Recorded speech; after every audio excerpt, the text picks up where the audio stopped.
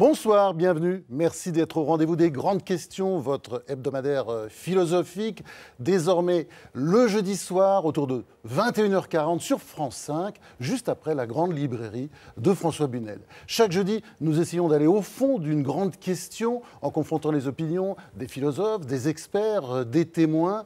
Ce soir, nous avons décidé de parler du penser autrement. Est-ce que c'est de plus en plus difficile ou pas dans une France désormais très moutonnière, avec un grand témoin, l'ancien Premier ministre François Fillon, et puis autour de lui deux philosophes, Elsa Godard, et puis le philosophe le plus écouté, le plus lu de France, Michel Onfray, qui publie un nouveau livre, Le magnétisme des solstices. Nous rejoindrons pendant cette émission l'écrivain à succès Didier von Kovlart, passionné de paranormal, qui publie un surprenant dictionnaire de l'impossible, l'essayiste et polémiste Éric Nolot, qui publie un dialogue en mail avec l'hyper-lepéniste Alain Soral, et puis aussi le grand linguiste Claude Agege, professeur honoraire au Collège de France.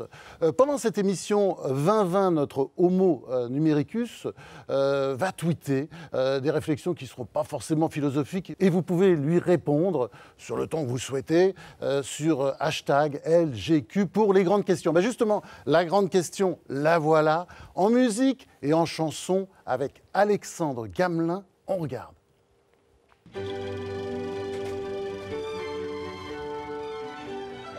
Se demander s'il faut penser autrement, c'est d'abord faire un constat. L'homme est un mouton pour l'homme. Ben oui, spontanément, nous avons tendance à nous réfugier derrière le groupe, à vivre dans le confort des conventions. On a les mêmes coutumes, les mêmes désirs, les mêmes goûts. On met les mêmes costumes. Comme tout le monde. La société est une machine à normer, à faire de nous des êtres aussi tristement identiques que des sardines mises en boîte. Petite boîte, toutes pareilles. Alors pour penser vraiment, redressez-vous, sortez du rang, boutez les mornes conformismes et les tristes habitudes et posez un acte de... Liberté, en parole, en musique, liberté. Mais oui, réveillez-vous, faites fi des doctrines communément admises et remettez enfin l'imagination au pouvoir. Je rêvais d'une autre terre, une terre, moins terre à terre. Alors je vous préviens, longue est la route, escarpé est le chemin. Il suffit de sortir la tête du troupeau pour être immédiatement un paria. Mais les braves gens n'aiment pas que l'on suive une autre route que... En même temps, penser autrement, pourquoi pas? Mais pour penser quoi? À force de vouloir s'affranchir de la pensée unique, ne risque-t-on pas de penser n'importe quoi, n'importe comment, n'importe où, juste pour faire son petit original? Les homosexuels refoulés, c'est comme les militaires. Les curés intégristes, c'est comme les pédophiles. Y'en a des biens. Non, croyez-moi, l'originalité n'est pas une fin en soi. Et si finalement, la vraie liberté consistait à penser par soi-même, réellement, marquer sa différence, on s'en fiche. Ce qui est important, c'est de penser vraiment par soi-même, quitte à la fin à se rallier aux opinions communément admises et à l'assumer pleinement. Tu trouves ça peut-être politiquement correct, mais moi je t'emmerde. Merci Alexandre. François Fillon, bonsoir. Bonsoir. Est-ce qu'on peut penser la France autrement, la France de Jeanne d'Arc et du général de Gaulle? Ouais, enfin, il y a beaucoup d'eau qui a coulé sous les ponts depuis Jeanne d'Arc et le général de Gaulle. Moi, je pense que l'idée de la pensée unique, le terme de pensée unique ne me satisfait pas, parce que je pense que le seul endroit où il y a vraiment une pensée unique, c'est les dictatures, quand on risque sa peau ou sa liberté pour défendre sa pensée. Moi, je parlerais plutôt d'une sorte de pensée consensuelle qui tend à aller vers une pensée sans relief,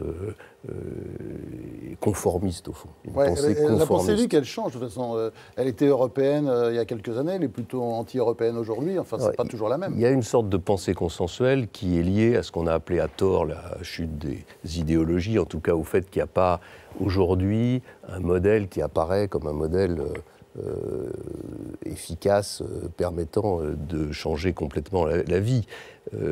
Ça reviendra sans doute parce que c'est l'histoire du monde.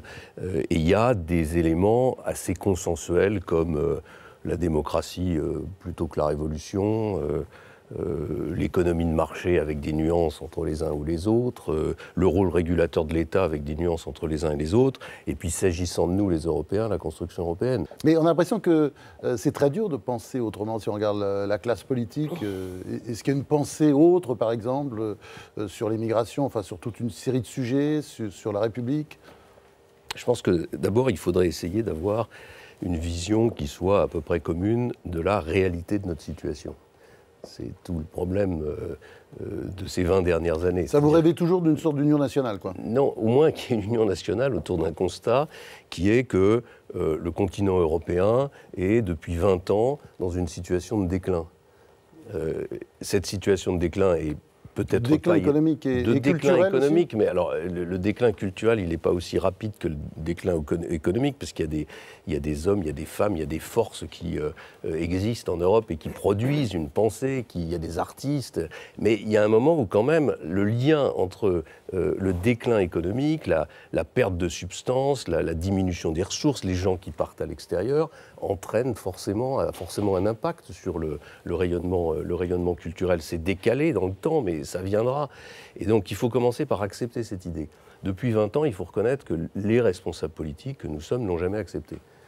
N'ont pas voulu le voir. Ça veut dire qu'ils n'ont pas dit la vérité, quoi, c'est ça. On considérait qu'on était en phase de situation de crise ponctuelle et qu'il suffisait de changer de majorité, de changer de politique, de modifier ici ou là à la marge les choses pour retrouver de la croissance et ensuite pour rembourser les dettes. Donc vous dites un peu que tout le monde a menti depuis 20 ans. Il y a des gens qui mentent, il y a des gens qui ne veulent pas voir la vérité. Je ne sais pas quelle est la différence entre les deux. Il y a aussi, il faut reconnaître que la situation il y a 15 ans, 10 ans, 5 ans n'était pas aussi, explosait pas à la figure aussi fortement qu'aujourd'hui. Enfin, aujourd'hui, on voit bien que l'ensemble du continent européen perd chaque année une partie de ses ressources. Bon. Et c'est d'ailleurs pas anormal, puisqu'on a exploité le reste du monde pendant très très longtemps grâce à notre suprématie. Bon. La question simplement, c'est quand on est confronté à cette situation, il faut en tirer des conséquences. Alors, il y a deux sortes de conséquences possibles. Enfin, il y a deux choix. Ou bien on dit, voilà, c'est fait, le continent européen n'aura plus ce rayonnement, et on réduit, on change de mode de vie complètement. Ou alors on a le sentiment qu'on peut redresser la situation, et il faut se donner les moyens d'être de nouveau un lieu d'innovation, d'invention et de recherche scientifique, de production industrielle. Et ça suppose des changements assez radicaux, assez profonds, et qui sont sans doute très éloignés de nos traditions, y compris des miennes. Je veux dire, par exemple, la question de savoir comment est-ce qu'on reconstruit l'Europe, est-ce qu'il faut plus intégrer un certain nombre de pays. J'ai lancé l'idée il y a quelque temps, de façon provocatrice, d'une confédération franco-allemande. Je reconnais que c'est un peu une provocation, mais parce que je pense qu'on ne peut pas rester dans cette situation où on a d'un côté un projet européen extrêmement ambitieux, mais qui est en train de déraper, et de l'autre côté des nations qui restent chacune extrêmement jalouses de leurs prérogatives. Vous êtes d'accord avec le penser autrement de François Fillon, c'est-à-dire le diagnostic général Oui, je pense que c'est juste, vous avez raison, mais vous donnez l'impression qu'effectivement il y a le choix entre soit on prend acte d'un déclin total et puis voilà, c'est fini, soit on considère que des choses sont encore à faire. Je pense que c'est votre projet politique aussi et qu'il y a des choses à faire. Moi, je pense qu'il n'y a plus rien à faire. Je pense qu'il faut... Donc effectivement, on n'est pas sur les mêmes terrains. Mais non, parce que je pense que... Mais qu'est-ce qu'on peut faire? Non, mais François Fillon, il fait son métier, il fait de la politique. Et oui, voilà.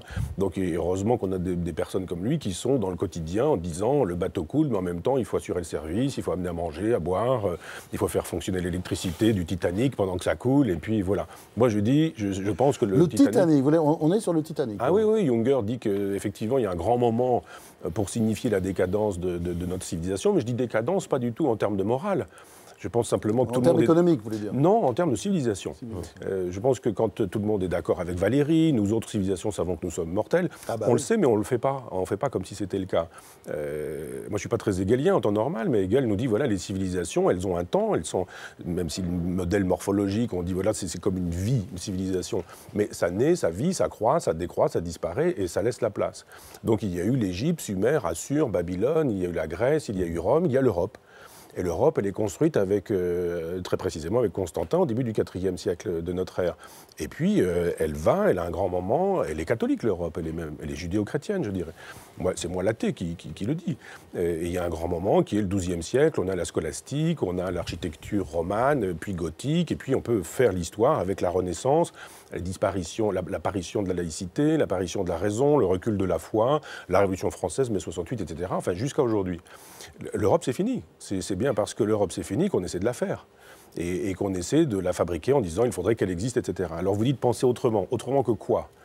Autrement que, effectivement, le politiquement correct qui, depuis au moins 83, c'est-à-dire depuis que Mitterrand a renoncé à être de gauche, Mitterrand, il nous dit en 83, bon, on ne peut pas faire une politique de gauche, j'ai essayé en 81, 82, ça ne marche plus, d'un point de vue économique, etc., c'est plus possible. Donc maintenant, j'ai un autre projet, c'est le couple franco-allemand, c'est l'Europe, et c'est une belle histoire.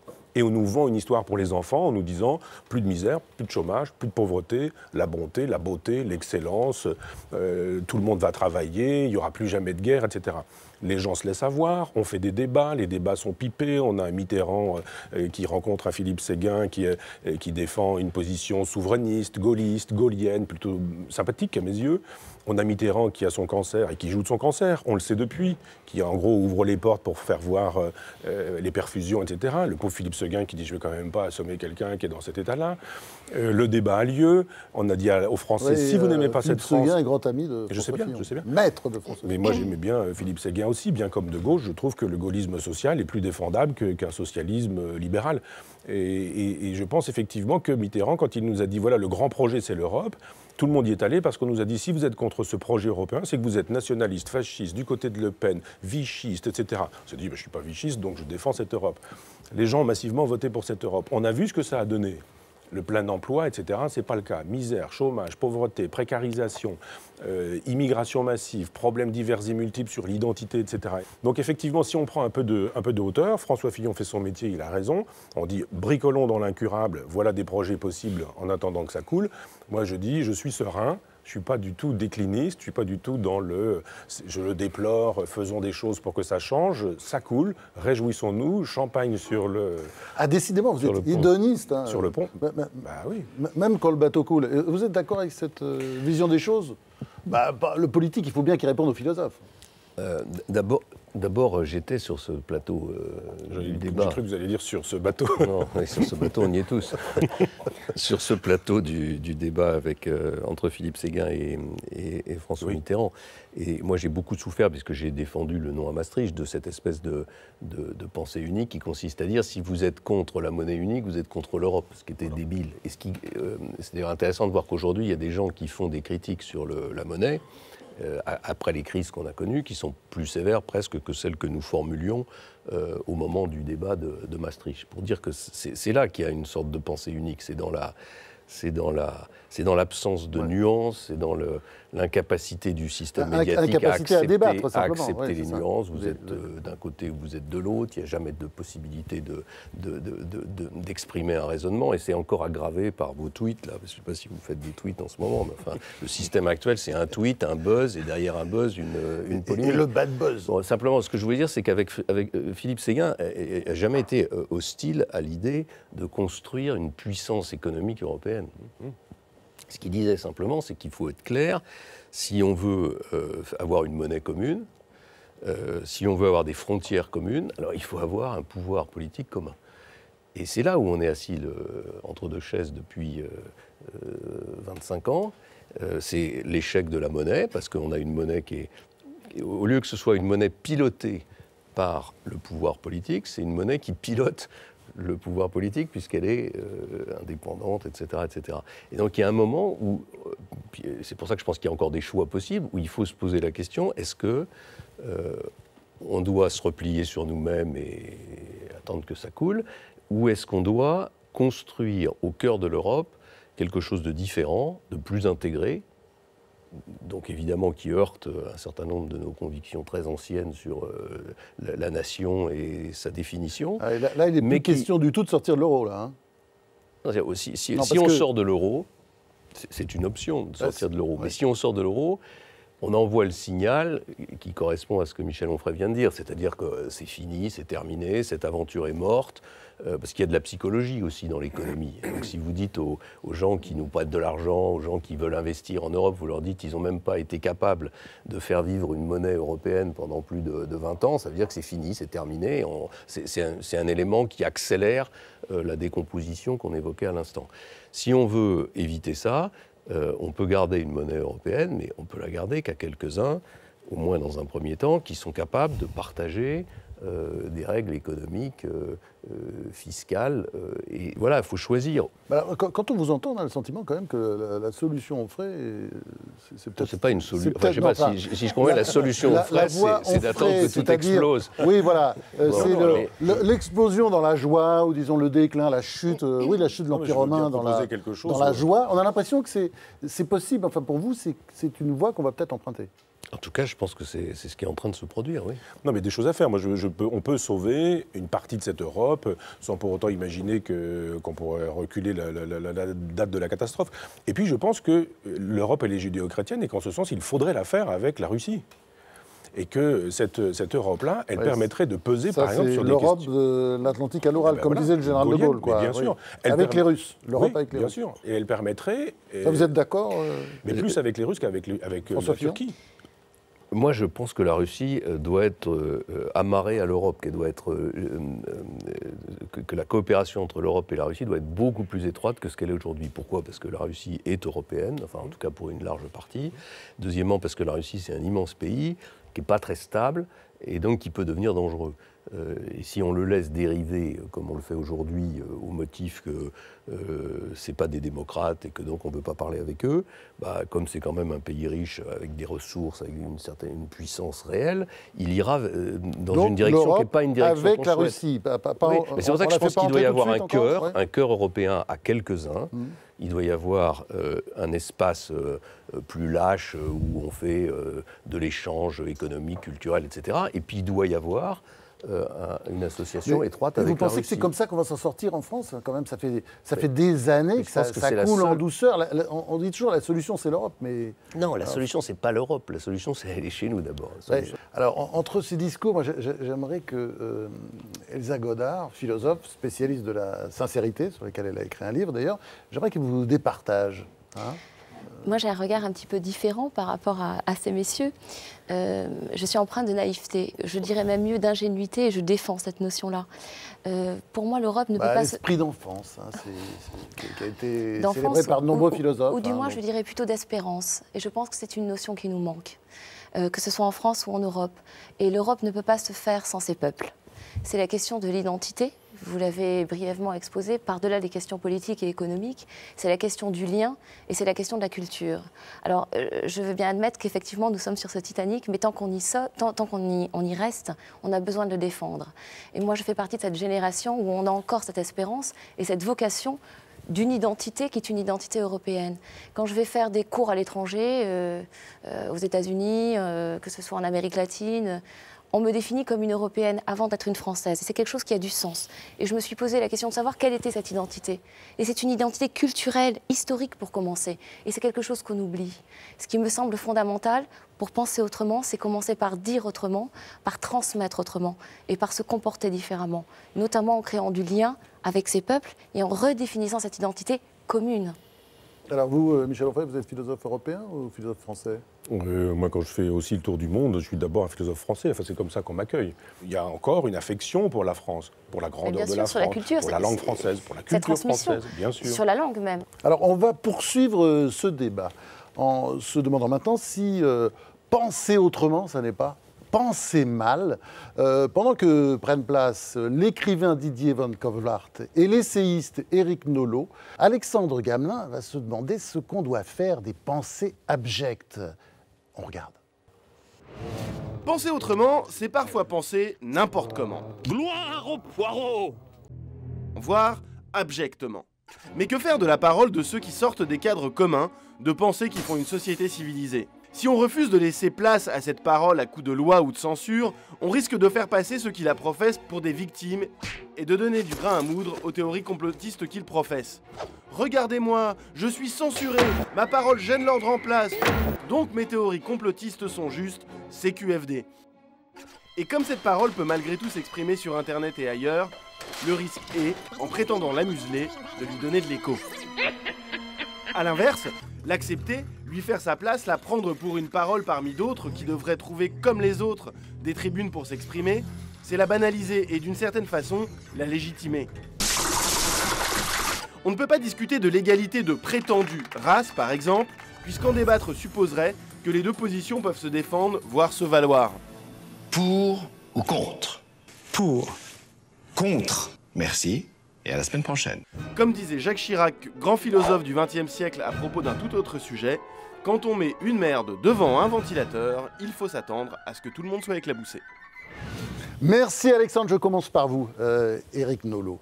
Je commence par vous, donc vous publiez aux éditions Blanche et Hugo Dialogue désaccordé avec, je disais tout à l'heure, l'hyper le péniste, enfin oui, c'est un personnage juste incroyable, Alain Soral.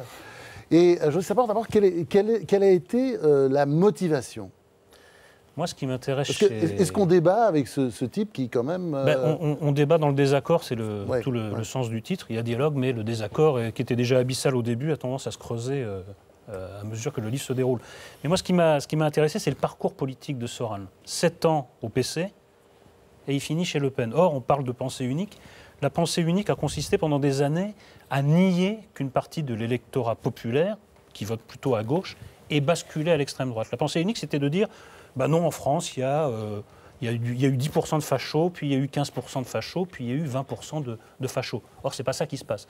Il y a toute une partie de l'électorat qui votait à gauche, qui vote pour l'extrême. Il y a eu un divorce à partir des années 80 entre le peuple et la gauche. Le problème avec la pensée unique, c'est qu'elle fait obstacle entre la réflexion et la réalité.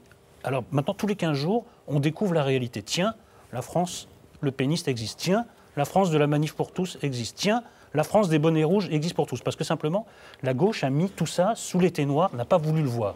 Mais le problème, c'est que le peuple revient dans la gueule de la gauche, si je puis dire. Ouais, alors, pour caricaturer, le principe du livre, c'est, voilà, on donne 5 minutes aux rescapés d'Auschwitz et 5 minutes aux nazis, quoi. C'est ça, parce qu'il a, il est traité d'égal à égal, quoi. Moi, c'est le point de départ, c'est ce qui m'a intéressé. Après, je n'ai voulu esquiver aucune question avec Soral, ni l'antisémitisme, ni le révisionnisme, ni le social, ni le sociétal. Alors justement, à propos d'antisémitisme, c'est juste épouvantable, quoi. C'est-à-dire, on ne savait pas que c'était à ce point-là. Moi, je trouve que c'est intéressant dans ce livre, c'est qu'on est juste horrifié, quoi, puisque... Mais moi, je l'ai été tout autant que vous, et je combats pied à pied. Seulement, le problème qui a consisté, je reviens au Front National, à dire ces gens-là n'existent pas... Oui, regardez, par exemple, le mot antisémite désigne celui qui se soumet de mauvaise grâce à l'écrasante domination juive.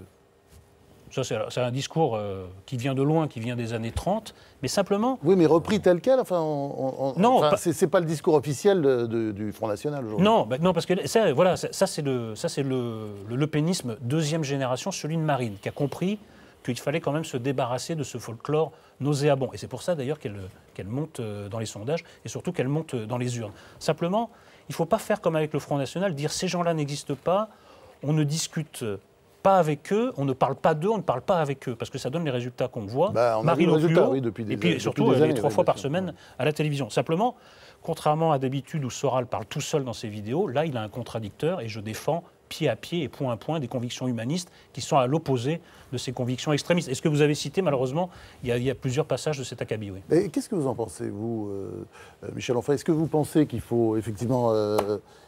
dialoguer, écouter, contredire, bien entendu, parce que c'est plutôt des contradictions, d'ailleurs, plutôt que des dialogues dans ce livre.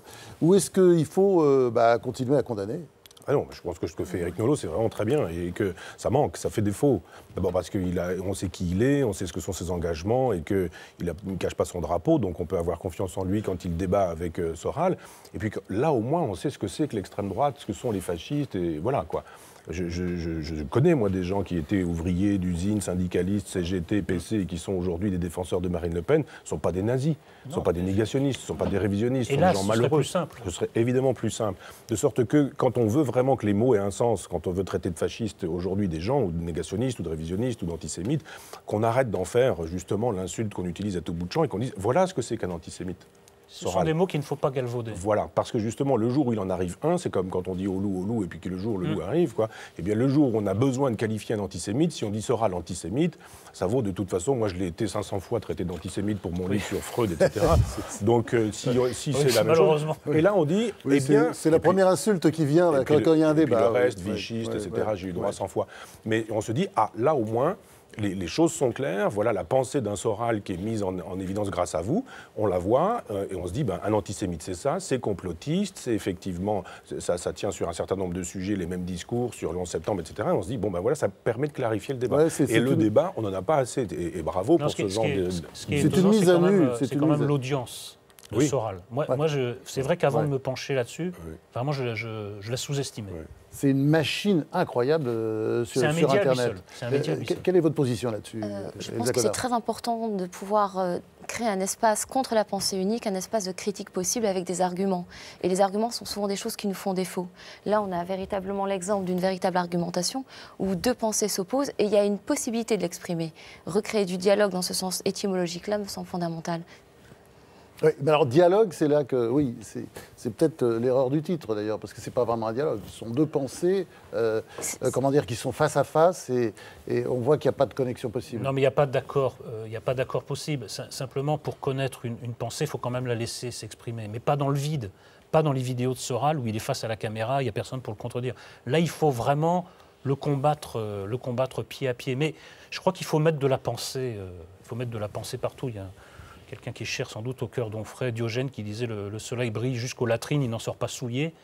Quand on est humaniste, je regrette, c'est un peu ringard comme mot, mais il faut s'opposer, même si parfois c'est dur. Il y a des moments où ça barde vraiment, on est au bord du point de rupture. C'est affreux, attendez, excusez-moi, tout ce qu'il raconte. Non, mais vraiment, il y a des choses là. Après, c'est, disons, dégueulasse. Oui, mais après, là où on est au cœur aussi de notre sujet, c'est que je n'arrive pas à faire la part, encore maintenant, après 200 pages d'entretien, entre la sincérité de Soral qui pense et la posture. Soral, de temps en temps, sort de telles énormités que je me dis... On se dit qu'il n'y croit pas, oui. Je me demande, mais il y croit quand même, malheureusement. Poser une question à Eric, parce que quid de son antisémitisme quand il était au Parti communiste, par exemple? Il est devenu antisémite en quittant le PC, en arrivant là, ou quel rôle ça joue, l'antisémitisme, quand il est communiste? Je pense que c'était vraiment, ça ne doit pas dater d'hier, mais je pense que c'était inexprimable. Au PC, et à l'époque, et au PC surtout, parce que là, c'est vraiment une ligne de fracture, et que là, maintenant, il se sent plus à son aise. Et malheureusement, on voit bien que des idées qu'on croit mortes, comme l'antisémitisme et le racisme, elles ne demandent qu'à refleurir à la moindre occasion. François Fillon. Ce mouvement vers le Front National, il est lié, c'est le début de notre discussion, il est lié au déclin, il est lié aux situations économiques, il est lié aux souffrances.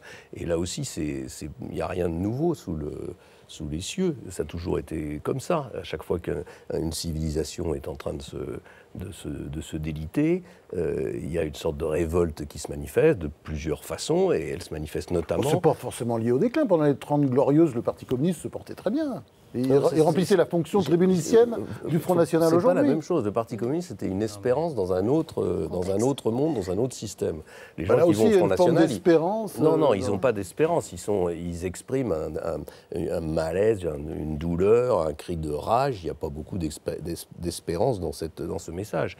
Simplement, puisqu'il y a eu quelques polémiques récentes au sujet de mes positions sur ce sujet, ce qui m'intéresse dans le livre qui vient d'être présenté, c'est que... Oui, ça c'est vos déclarations, comme vous disiez, entre un FN et un qui ont été absolument pas comprises. Moi, je me suis toujours battu contre le Front National toute ma vie, je continuerai. Je pense que c'est une impasse invraisemblable pour le pays. Entre socialiste ou FN, vous étiez prêt à voter pour le moins sectaire. La question, c'est ce que vous avez évoqué tout à l'heure en disant, on ne peut pas dire qu'il y a 20% des gens qui sont des fascistes. Or, jusqu'à maintenant, à droite comme à gauche, plus à droite, il faut le reconnaître qu'à gauche, depuis un certain nombre d'années, voyant monter le Front National, on a pensé que pour le contenir, il fallait durcir le discours. C'est-à-dire, il fallait pas parler comme lui, mais enfin, en gros, se rapprocher quand même de son discours. Et moi-même, j'ai dû me laisser aller de temps en temps à ce travers, parce qu'on est confronté tous les jours. Non, mais on est confronté tous les jours sur le terrain, des gens, des hommes, des femmes qui vous disent des choses. Bon, et vous cherchez comment leur répondre. Et je me suis rendu compte, au bout d'un moment, en voyant que tout ça ne servait à rien, que la question c'était totalement inutile de leur parler comme ça, pour une raison très simple, c'est qu'ils n'entendent pas ce qu'on dit. Et ils n'entendent pas ce qu'on dit parce qu'ils ne nous écoutent plus depuis très longtemps. Et ce que j'ai cherché à faire, et je ne dis pas que j'ai trouvé la façon de le faire, mais en tout cas c'est la réflexion qui est la mienne, c'est comment faire en sorte qu'ils nous écoutent de nouveau, qu'ils nous entendent de nouveau. Et il me semble que c'est quand même dans une question d'attitude, c'est pas dans le discours, dans les propositions qu'on peut faire, c'est dans l'attitude vis-à-vis des gens qui votent pour le Front National. Si on donne le sentiment que ce sont des gens, des citoyens de seconde zone, que ce sont des gens qui sont totalement perdus, évidemment on comprend qu'ils ne nous écoutent pas. Si on continue à ne pas apporter de réponses qui soient un peu fortes, qui soient des réponses de rupture à cette question de la crise et du déclin, c'est normal aussi qu'ils ne nous entendent pas. Donc de ce point de vue-là, plus on pourra débattre avec eux, mieux c'est. Enfin, plus on pourra faire émerger la pensée insupportable qui est celle que vous évoquez, ce sera mieux. Et on s'était enfermés, nous, tous, à gauche comme à droite, dans un espèce de confort. On a des réponses automatiques quand les journalistes nous interrogent. On dit ni Front National, ni ce qui n'a aucun sens. On dit Front Républicain, ce qui a du sens quand la République est menacée. C'est un peu plus compliqué à expliquer dans une commune de 500 habitants aux élections municipales.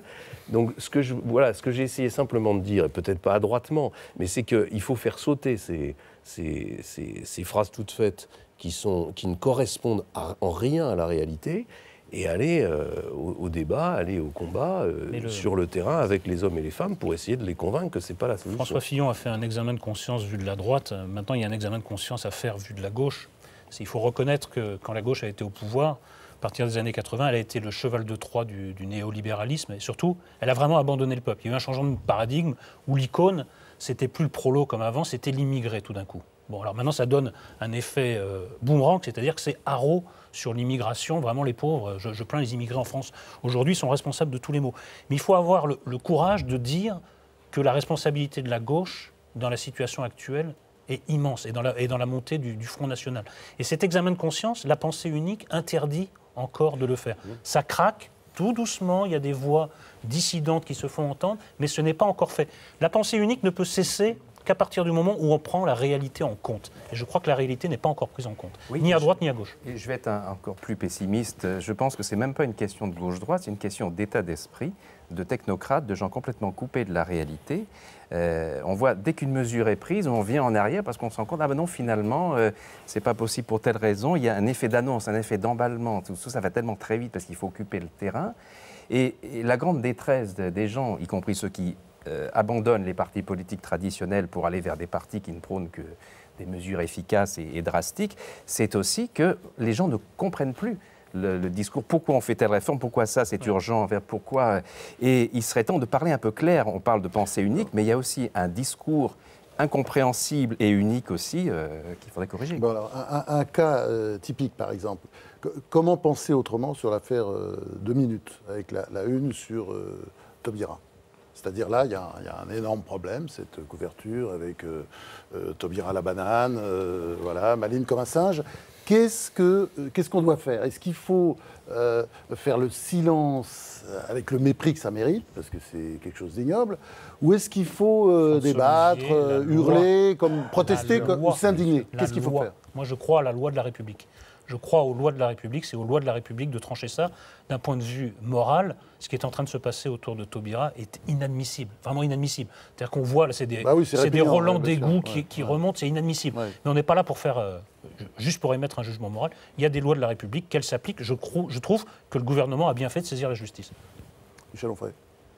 C'est l'effet Libé, ça. Je veux dire, ça fait des années qu'on ricane, qu'on insulte, qu'on méprise. Quand on dit pour Arnaud, casse-toi pauvre con, qu'on fait une là-dessus. Quand c'est la gauche qui se permet d'être insultante, c'est sympathique. Et puis quand c'est la droite, c'est plus sympathique. Moi, je pense que c'est antipathique dans les deux cas. Et qu'on devrait pouvoir, si enfin on commence à dire que ça serait bien que dans la presse, on arrête d'insulter. Mais alors pas seulement Christiane Taubira, c'est bien qu'on commence à dire que c'est inadmissible et c'est abject. C'est abject. Mais ce serait bien qu'on puisse commencer à dire qu'à chaque fois qu'on insulte quelqu'un dans la presse, on devrait pouvoir aller au tribunal. Et je suis d'accord avec vous, Éric, il y a la loi, et quand on traite les gens de cons, quand on traite... parce que moi, je ne suis pas... Mais Michel, quand vous en appelez à la responsabilité de la presse, vous faites traiter de tous les noms, vous faites traiter de liberticide, de facho, de... Voilà. Oui. Mais il y a une responsabilité de la presse. Vous parliez tout à l'heure... La liberté sans responsabilité, c'est rien. Bien sûr, mais vous parliez de l'aggiornamento nécessaire de la gauche, mais ça ne sera dans la responsabilité de la montée du Front National, mais ça ne se fera pas tant qu'on aura les intellectuels de gauche qui interdiront ça. Il y a des gens qui, depuis 30 ans, crient au loup et sont coupables et responsables de l'état de fait. On ne va pas demander à ces gens-là de faire un examen critique. Ils ne le feront pas. Je signe et contre-signe, Michel. Eh oui, et ceux-là sont responsables. Les journalistes aussi, en grande partie. Donc, parce que François Fillon fait quand même un exercice quand il dit « il m'est arrivé de faire des choses que je n'aurais pas dû faire ». C'est plutôt rare. C'est un acte de sincérité. Politique puisse dire ça. François Fillon, qu'est-ce que vous pensez, vous, de cette une de 2 minutes? Je la trouve insupportable, mais je suis alors absolument sur la position qui consiste à dire il y a la République, il y a la loi, elle est la même pour tout le monde doit être sanctionné de la même façon. La plainte est déposée, point, on n'en parle plus, on attend la réponse. Je me tourne maintenant vers Didier Van Kovlart avec son dictionnaire de l'impossible et qui, lui, pense autrement. Parce que vous nous expliquez, vous nous racontez aussi des tas d'histoires qui sont en fait à dormir debout. Oui, mais qui sont vraies des lapins. Les lapins se parlent. Il y a cette histoire de lapin dans un... Alors, non, mais c'est incroyable. Alors, c'est l'entrée qui s'appelle... Ouais. Bon, c'est le lapin télépathe, c'est la roublardise du lapin télépathe. Les travaux du professeur Bernard Touvenin et du docteur René Péoc ont montré que des lapins qui étaient de la même portée ou bien qui se connaissaient, lorsqu'ils sont séparés et qu'on fait peur au lapin A qui est dans un bâtiment à telle distance, le lapin B, une demi-seconde plus tard, a une réaction physiologique à un stress. Bon. Ça a été... Est-ce que ça marche avec les racistes? Si on fait peur à un raciste, est-ce que les autres... Ça, on ne l'a pas encore fait, mais on va tester. Donc, c'est des travaux scientifiques qui sont publiés, c'est reproductible. Bon. Alors, ce qui est intéressant, c'est qu'on fait peur au lapin avec un coup de sonnette. Et au lapin A, le lapin B, lui, qui n'a pas entendu le coup de sonnette... Bah oui, parce que c'est impossible qu'il puisse l'entendre. Voilà. Mais il ne réagit pas au pic de peur du lapin A, il réagit au coup de sonnette, il réagit à l'état physiologique dans lequel la peur a mis le lapin A. Et alors évidemment, ces lapins, on leur donne des tranquillisants pour pas qu'ils meurent tous, parce que le lapin est quand même fragile du cœur. Et donc ça sont des expériences anciennes. Dans les pommes, Et je reçois les expériences d'un laboratoire suisse qui m'envoie ça en me disant on vous donne la primeur, c'est une chose extraordinaire, parce qu'on vient de prouver qu'on a repris ce protocole, mais de manière encore plus ardue. Les bâtiments sont vraiment très très éloignés. Il y a des caissons d'isolation, tout ça, bon, bref. Et alors, non seulement le lapin B réagit au stress du lapin A, mais il réagit avant. Donc, ça veut dire qu'il y a une vision, il est médium, bon. OK, et en fait, je vois les chiffres, le truc. Et puis, je réfléchis un petit peu, je creuse avec mon petit esprit critique, et je me rends compte, j'ai aimé la suggestion.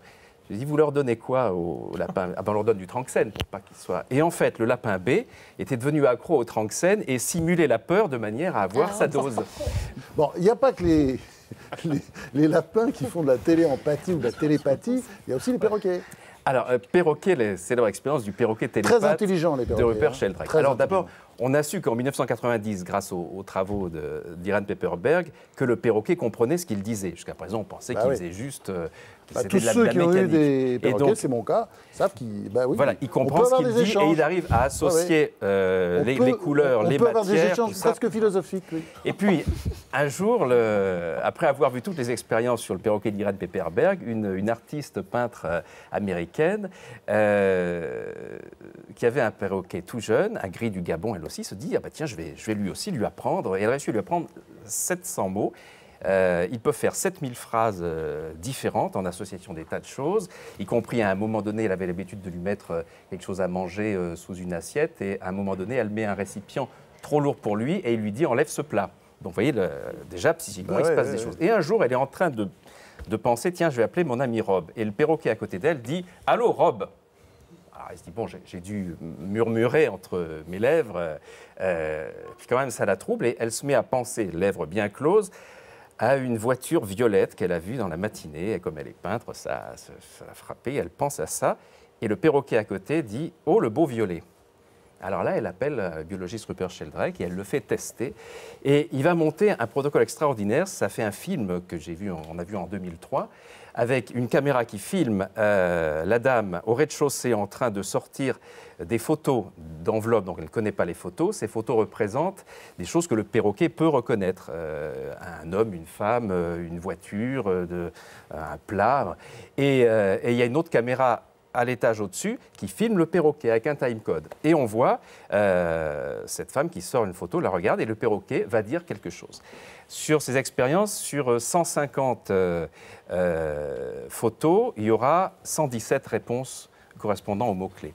Donc, ce pouvoir psychique des animaux, nous l'avons sûrement. Nous avons ça, simplement. Pourquoi se casser la tête à faire de la télépathie alors qu'on a le téléphone portable, alors qu'on a l'ordinateur, alors qu'on a... Sur la télépathie, moi je veux confirmer un aspect de votre propos. Ah, vous avez un perroquet aussi? C'est que quand un ami politique vous dit « je vous soutiens », en général, vous savez que ça n'est pas vrai. Donc ça veut dire qu'il doit y avoir... Quelle différence entre la télépathie et l'empathie? Parce qu'on sait aussi que l'empathie est une question aussi concernant les animaux. Et est-ce que vous faites la distinction entre les deux? Disons que l'empathie, c'est une résonance de l'état émotionnel de l'autre qui peut amener à une communication. Ce qu'on appelle la télépathie, c'est une communication dirigée. Des états d'être de l'autre. On l'a prouvé chez les végétaux et entre les végétaux et les animaux, par exemple, des tas de cas d'empathie et de télépathie, par des moyens gazeux en ce qui concerne les végétaux, par exemple. Un arbre attaqué par des chenilles va envoyer un message d'alerte à d'autres arbres. On sait comment, c'est un gaz qui s'appelle l'éthylène, et avant qu'il ne soit attaqué, les autres arbres vont changer leur composition. Donc, est-ce de l'empathie, de la télépathie? Vous voyez, question de vocabulaire, mais le phénomène existe. C'est de la chimie. Oui. C'est ni empathie ni télépathie, c'est de la chimie. Oui, mais c'est de la conscience. Dans la logique darwinienne, il y a simplement une préservation de son existence. Oui, mais c'est une chimie qui veut dire la gestion d'une information reçue et directionnelle de la part des végétaux. C'est quand même déjà intéressant. Alors, on va se demander maintenant si l'anglais n'est pas un moyen de normaliser notre pensée. Et pendant que le grand linguiste Claude Agege prend place, Alexandre Gamelin va nous apporter ses réflexions sur le sujet. En images, on regarde. Today's lesson is on business negotiation. La vraie pensée unique n'est pas exactement celle qu'on croit. D'après Claude Agege, il s'agit surtout de l'idéologie néolibérale diffusée par un médium diablement efficace, la langue anglaise. Illustration, je vous fais le pitch. Dans notre schedule quotidien, l'anglish occupe une place juste considérable. Regardez votre planning. Vous vous réveillez le matin avec le buzzer de votre réveil. Soignez votre look, une petite robe customisée qui vous donnera un bon style au travail. Vous dévorez vos cornflakes pour ne pas perdre le timing. Puis vous allez au bureau. Un bon job certes, mais un full-time job. Faut répondre à 36 mails, être toujours corporate dans l'open space et surtout rester cool parce que vous êtes overbooké et qu'il faudrait pas que ça vire au burn-out. Votre boss n'est pas le genre à vous le laisser passer. Jean, j'aimerais revenir sur notre drink d'hier soir. Mine de rien, derrière ces mots du quotidien, une idéologie est diffusée. Celle de la productivité et de la rentabilité. C'est ce que les Américains appellent le soft power, que nous traduirons mal par le pouvoir doux, puisqu'au fond, il est très brutal. La pensée unique, c'est d'abord l'acceptation par tous d'une langue globale, un formidable coup marketing. Ça se traduit comment déjà ? Merci. Alors, si vous nous rejoignez, sachez que vous regardez les grandes questions consacrées aux pensées autrement avec notamment François Fillon et Michel Onfray. Claude Agege. Alors vous publiez Contre la pensée unique, c'est un livre qui date déjà d'il y a quelques mois.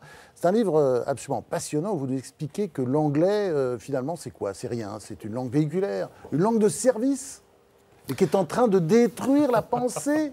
Non, c'est pas vrai. Bien, si vous permettez, à partir du moment où on admet que combattre la pensée unique, c'est penser autrement, je voudrais proposer de penser d'une façon complètement différente, bien que complémentaire, certes, de tout ce qui vient d'être dit. Et je m'inspire pour le faire d'un événement historique récent.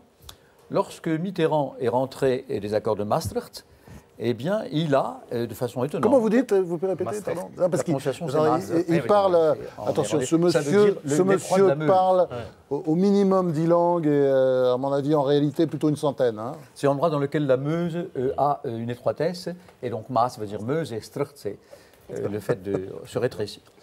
Eh bien, il a pris une mesure étonnante, Certes, il n'est pas seul à le penser, son entourage représentait un courant de pensée qui allait dans ce sens. Il a inscrit, à l'article 2 de la Constitution française, que le français était la langue officielle de la France. Pourquoi a-t-il fait cela?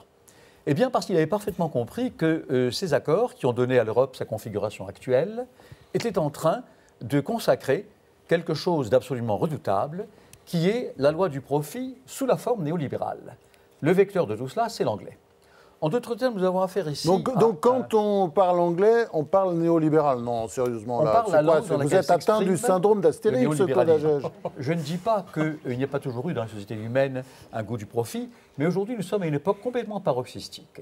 Le profit dirige absolument tout, et c'est même quelque chose d'autre.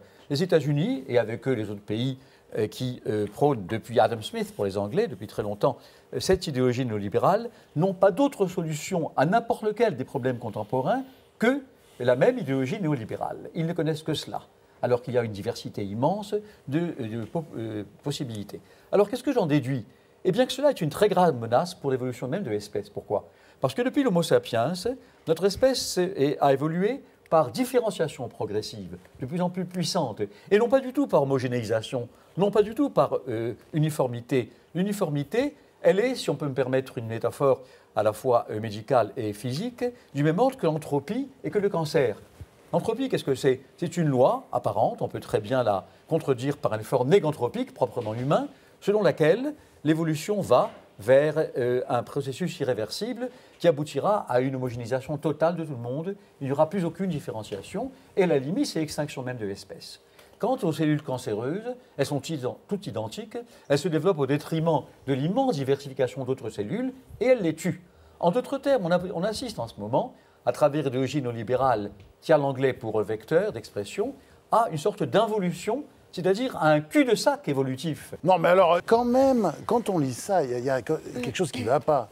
C'est que quand vous allez aux États-Unis, ça vous arrive certainement très souvent, vous voyez bien que l'anglais est attaqué. Alors là, il y a un autre virus, c'est l'espagnol. Il y a quand même une grande partie. Bon. Et puis ensuite, la Chine avec sa population massive, c'est elle peut-être qui, dans quelques années, va imposer le chinois ou le mandarin. Cette histoire de langue, c'est un peu énorme, non? Alors, je veux dire que Michel Serres a quand même écrit dans la dépêche quelque chose qui va dans votre sens, il y a quelques jours, en disant il y a aujourd'hui plus de mots anglais dans les rues françaises qu'il n'y avait de mots allemands sous l'occupation. C'est vrai.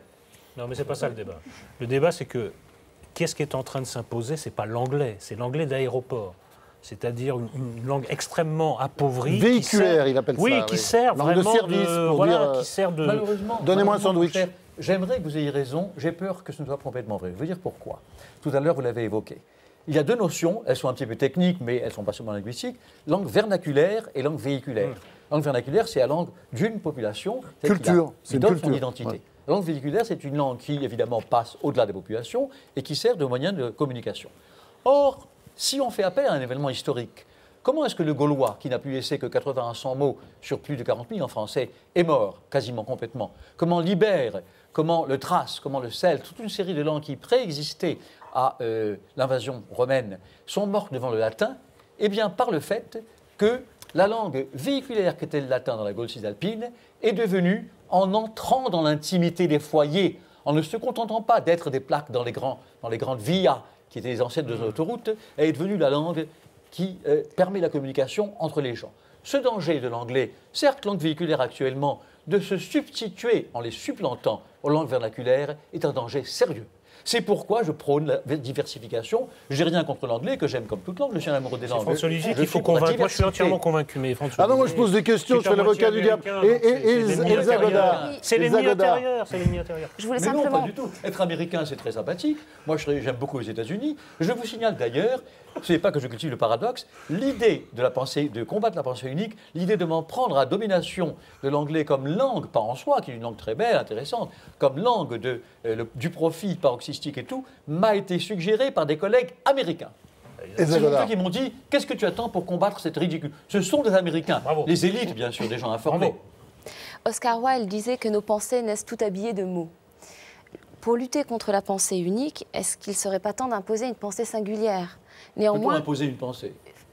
ou du moins proposer une pensée singulière. Mais est-ce qu'il y a un espace encore possible pour une pensée singulière? Mais certainement. Quand bien même on est dans un monde extrêmement individualisé. Mais y a-t-il un contenu possible de cette singularité? Mais bien sûr, le culte de l'art, de la créativité, de la musique, de la peinture, de la politique, capitale, activité humaine essentielle. Il y a des imbéciles qui disent « moi je ne fais pas de politique ». Qui n'en fait pas? Je réponds à ces gens-là, la politique c'est notre vie de tous les jours. Bon, le culte de ces activités humaines, dans leur diversité selon les nations.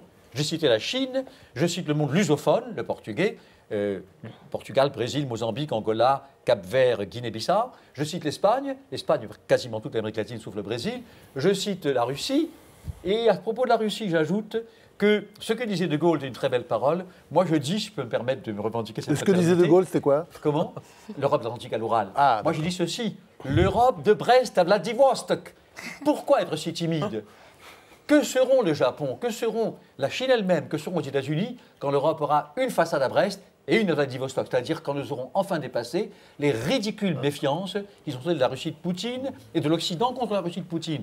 Quand on les aura dépassées, quand on aura vu que cette immense plaine avec très peu de relief, l'Oural culmine à 1500 mètres, c'est une plaine qui s'étend jusqu'à Kamchatka, jusqu'à Sakhaline, et qui est par conséquent la nature même de l'Europe et de la Russie, à ce moment-là, nous aurons une Europe, l'Atlantique, à Vladivostok. Michel Onfray, vous êtes agégien, alors vous buvez ces paroles complètement. Et vous aussi, oui, vous savez quel est le seul domaine où le français est demeuré langue officielle partout dans le monde?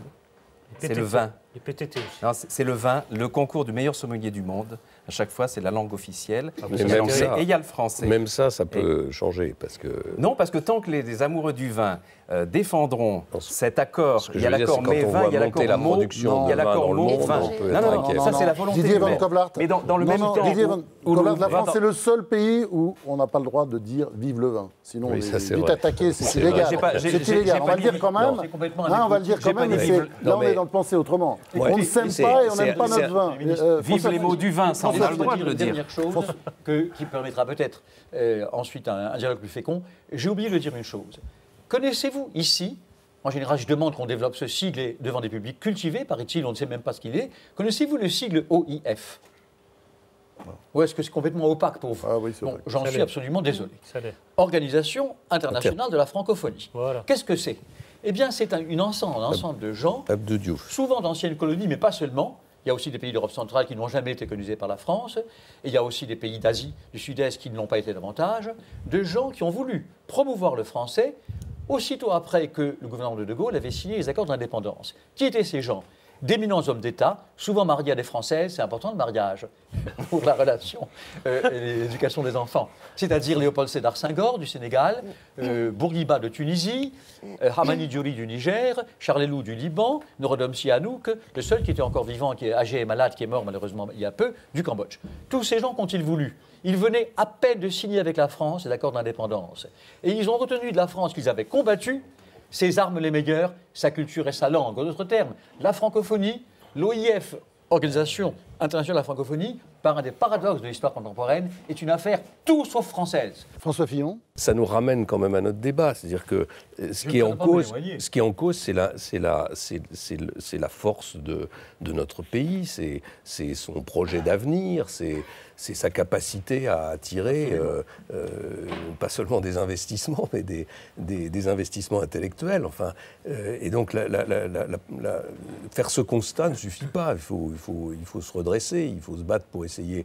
Pourquoi est-ce que l'anglais domine les relations internationales? C'est pas seulement parce qu'il véhicule une idéologie, c'est parce qu'au fond, il est la langue de pays qui ont gagné la bataille économique et la bataille idéologique. On a démissionné par rapport à la francophonie. Mais il y a deux autres choses. Pas seulement vous, tous les gouvernements français ont démissionné par rapport à la francophonie. Ça devrait être. C'est-à-dire que c'est un combat défensif alors que ça devrait être un combat offensif. Vous voyez, c'est utilisé pour le vin, mais c'est terrible. François Fillon dit une chose excellente. Parce que ce qu'il dit, c'est qu'au lieu de combattre de façon stérile l'anglais, que nos industriels deviennent puissants, qu'ils donnent à leur langue. Une incarnation. C'est-à-dire, autrement dit, c'est un combat positif. Je suis il y avait deux remarques par rapport à ce que vous venez de dire que je voudrais faire. La première, c'est que vous avez cité la Chine comme si c'est aujourd'hui peut-être la démonstration du pays le plus sauvagement libéral, plus que l'Europe. Sur fond de parti communiste quand même qui Oui, dirige non, le mais pays, je sais bien apparemment. je sais bien qu'en disant que la Chine est un pays libéral, je dis une énorme bêtise sur le plan du fonctionnement des institutions, mais dans l'état d'esprit qui est celui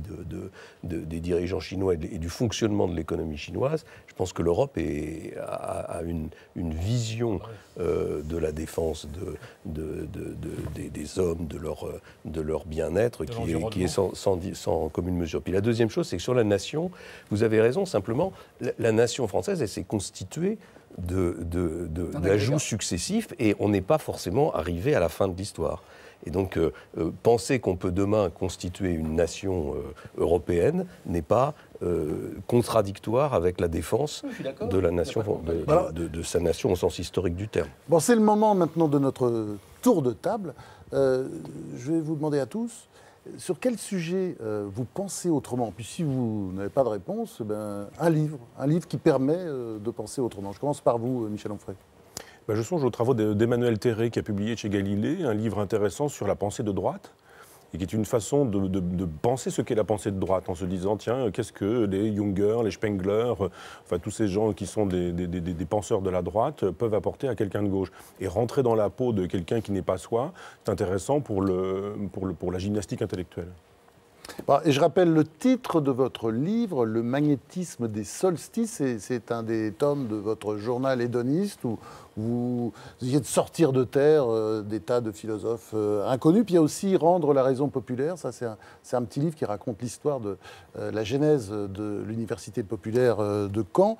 Et puis il y a aussi 2 recueils de poésie aux éditions Galilée. Didier von Kovlart. Les abeilles. Aujourd'hui, les abeilles survivent beaucoup mieux en ville que dans les campagnes, parce qu'il n'y a pas les pesticides, il n'y a pas les OGM. On se rend compte à Paris, mais dans d'autres grandes villes aussi, que les ruches elles sont de plus en plus nombreuses, que le miel est de meilleure qualité, et qu'elles résistent mieux à la pollution électromagnétique, parce que ce sont des facteurs additionnés qui causent le grand risque de disparition des abeilles. Donc il faut peupler d'urgence les villes et les banlieues en abeilles, comme le font de plus en plus des grandes marques, des hôtels. Ça a commencé sur le toit de l'opéra, un machiniste de l'opéra qui a eu l'idée un jour de mettre des abeilles, et on peut comme ça peut-être les sauver. Alors Didier von Kovlart, votre dictionnaire de l'impossible, qui est un succès déjà, puisqu'il est en tête des ventes, c'est aux éditions Plomb. Et puis il y a également, à propos des abeilles, les abeilles et la vie. Michel Onfray, oui, ça c'est un beau livre pour Noël, vraiment je vous le conseille. C'est aux éditions Michel Lafon. Et puis je rappelle également votre pièce. Il y a une pièce en ce moment qui se joue, Rapport intime, avec Macha Merrill avec Alain Sachs et Macha Merrill. Claude Agege. Bien, je suis au regret de ne pas avoir sélectionné comme ouvrage qui m'a particulièrement impressionné, chers amis, vos propres ouvrages, dans lesquels je vais me précipiter, bien entendu. Mais il y a un ouvrage qui m'a véritablement mis en état d'arrêt, de stupeur et d'émerveillement. C'est une encyclopédie de l'islam et du judaïsme conjoint, dans laquelle des auteurs juifs et musulmans essayent de dépasser les stupides affrontements en montrant que les grandes religions révélées sont les unes et les autres des religions qui prônent la croyance dans une transcendance sur laquelle je ne crois pas du tout, mais que je respecte profondément pour ceux qui en ont besoin, pour leur bonheur quotidien. En d'autres termes, la fameuse shahada, ce que dit le musulman, ashhadu anna la ilaha illallah wa Muhammad rasulullah, à savoir je témoigne qu'il n'y a pas d'autre divinité qu'Allah. N'importe quel juif ou chrétien pourrait dire, en l'appelant différemment, qu'il témoigne qu'il n'y a pas d'autre divinité. Donc un tel ouvrage est un ouvrage qui, sans être un ouvrage bénisseur, un ouvrage scientifique extrêmement sérieux, nous propose un autre idéal que celui de l'affrontement, à savoir celui du dialogue. Alors, contre la pensée unique de l'extraordinaire Claude Agege, aux éditions Odile Jacob, qu'on aurait pu titrer aussi Contre l'anglais. Éric Nolot. Alors, il y a un domaine où la pensée unique me paraît particulièrement exercer ses ravages, c'est celui de la critique culturelle. Voilà, moi je suis pour remettre de la pensée diverse, parce que la critique culturelle est un peu soluble dans la promotion. On a un peu l'impression que tantôt on a la carte, tantôt on n'a pas la carte, et que c'est complètement dissocié de la valeur des œuvres. Donc remettons un peu de niaque et de pensée diverse dans le domaine de la critique culturelle. Voilà. Alors, Éric Nolot, donc, avec Alain Soral, Dialogue désaccordé, c'est aux éditions Blanche et Hugo et compagnie. Elsa. Penser autrement, pour moi, c'est être autrement. C'est la question de la sincérité. Ce ne sera pas un ouvrage, c'est une notion que j'ai beaucoup défendue. Et pour être autrement, il faut se poser la question du rapport à soi. Et aujourd'hui, c'est quelque chose qu'on oublie. Je pense qu'on se lève tous les matins sans véritablement se demander quel est le sens de notre existence, ce que l'on veut, ce que l'on est. Et c'est difficile de penser par soi-même, d'être libre des regards des autres et d'avoir une consistance intérieure si on ne commence pas par la question de la sincérité. Penser autrement, c'est être autrement. La sincérité, donc, c'est votre livre. J'en ai plusieurs, oui. Ouais, j'ai beaucoup écrit sur ce sujet. L'un des derniers, sujet-là. Ce que l'on dit, ce que l'on est, c'est sous-titré comme ça, et c'est aux éditions Larousse. François Fillon. Il y a tellement de choses que j'aimerais que l'on pense autrement. Je pourrais dire la communication, le fonctionnement de l'information, mais sous l'influence de Michel Onfray, je vais considérer que c'est un sujet sur lequel il n'y a plus rien à faire et comme le Titanic, il faut attendre qu'on coule. Et donc je vais en proposer un autre. C'est une bonne influence. Non, mais enfin, ceci étant, parce qu'il faut bien voir que dans le délitement actuel, il y a une responsabilité majeure des responsables politiques, parce que c'est eux qui sont responsables, c'est nous, mais il y a une responsabilité du système d'information qui est caricatural, qui classe les gens dans un camp ou dans l'autre, qui fait preuve d'aucun recul et souvent d'aucune culture historique. Donc c'est quand même un vrai sujet. Voilà. Mais en même temps, c'est un peu pieux, donc je passe au sujet suivant, qui est penser la nation autrement. Et ça ramène à la discussion qu'on avait tout à l'heure. Moi, Michel Onfray rappelait tout à l'heure que j'avais commencé ma vie politique comme souverainiste, aux côtés de Philippe Séguin. Je n'ai pas renié cette conviction. Simplement, je me dis qu'aujourd'hui, pour être ce que j'appelle patriote, c'est-à-dire quelqu'un qui défend un pays, son mode de vie, son héritage, il me semble, en tout cas c'est ma conviction, que ça passe par la défense de la civilisation européenne. On n'arrivera pas à sauver la nation française et ce qu'elle représente sans sauver en même temps la civilisation européenne.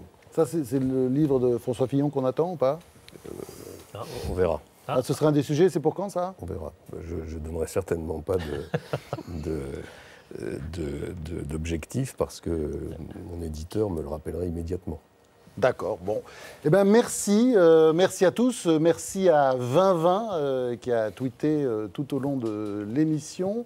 On se retrouve la semaine prochaine, même jour, même heure, c'est-à-dire jeudi prochain, autour de 21h40 sur France 5 pour une nouvelle édition des grandes questions autour des animaux. Les animaux sont-ils des personnes? Et il y aura notamment le grand Jean Rochefort et la grande philosophe Elisabeth de Fonté. À la semaine prochaine.